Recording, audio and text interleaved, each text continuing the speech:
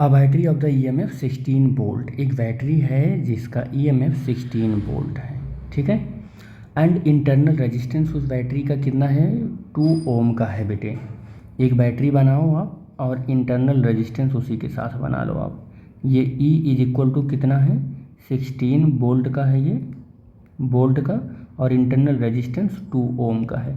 और जब कभी भी बैटरी बनाओ तो उसको ऐसे इंटरनल रेजिस्टेंस अगर उसके साथ में है तो आप ऐसे इंडिकेट करो उसको डायग्राम में, सर्किट में, ठीक है। ऐसे हो गया ये।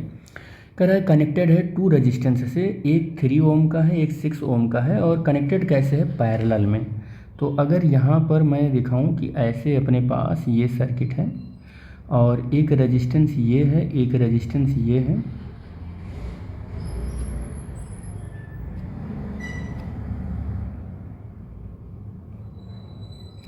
ये कितने कितने ओम का है, 3 ओम का और 6 ओम का, ऐसे पैरेलल में कनेक्शन है इनका। तो पॉइंट ए और पॉइंट बी कह दो इनको। तो करें current thrown in the battery, battery से करंट कितना निकल रहा है। तो करंट की जो वैल्यू होती है ऐसे नहीं होती है, पहले इसको पैरेलल को ठीक करो। पैरेलल को ठीक करोगे तो पैरेलल का फॉर्मूला क्या होता है, R1 1/R1 और 1/R2 को ऐड कर लो, आर नेट मिल जाएगा 1/3 + 1/6, और हमारा 6 और यहाँ पर कितना हो जाएगा 2 + 1 3/6 हो जाएगा। आर इज इक्वल टू कितना हो जाएगा 2 ओम मिल जाएगा, कितना मिल जाएगा 2 ओम।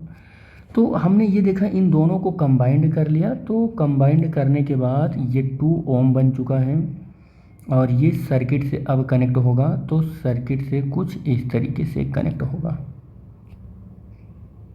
ये R is equal to 2 ohm और E is equal to 16 volt, ठीक है। और इसको ऐसे डॉट में कर दो आप।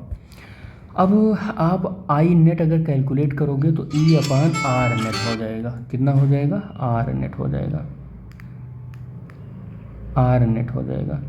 और I is equal to E की वैल्यू 16 है और R नेट की वैल्यू 2 + 2 है, I की value 16/4, I is equal to 4 ampere हो जाएगा, कितना हो जाएगा 4 एम्पियर हो जाएगा, I की वैल्यू ये आ जाएगी, ठीक है। अब आगे आप सॉल्व करो, क्या सॉल्व करना है कि when potential between the terminal of the battery, वो बैटरी का जो, देखो बैटरी का potential difference between the terminal of the battery, तो यहाँ पर हमें पोटेंशियल कैलकुलेट करना है या मान लो यहाँ पर करना है। तो एक बात बताना, करंट हमको मिल चुका है, कितना मिल चुका है 4 एम्पियर का। इंटरनल रेजिस्टेंस कितने पोटेंशियल को ड्रॉप करेगा, तो देखो पोटेंशियल ड्रॉप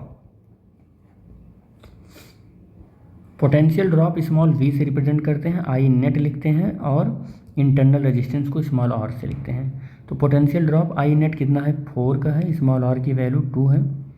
तो यहाँ से v इज इक्वल टू कितना आ जाएगा 8 वोल्ट का पोटेंशियल ड्रॉप हो जाएगा, कितने का हो जाएगा 8 वोल्ट का पोटेंशियल ड्रॉप हो जाएगा। तो अब बताओ 8 वोल्ट का पोटेंशियल का ड्रॉप हो जाएगा तो सेल के बाहर टर्मिनल पोटेंशियल कितना है, टर्मिनल पोटेंशियल कितना है, टर्मिनल पोटेंशियल तो terminal potential v is equal to होता है E माइनस पोटेंशियल ड्रॉप। तो v is equal to E की वैल्यू तो 16 है ये यहाँ पर, और v की वैल्यू कितनी है 8 है, तो v इज इक्वल टू कितना होगा 8 वोल्ट का टर्मिनल पोटेंशियल है, 8 वोल्ट का क्या है टर्मिनल पोटेंशियल है, यहाँ पर आ गया ये। करेक्ट करंट इन 3 ओम में करंट बताओ, 3 ओम में करंट बताओ।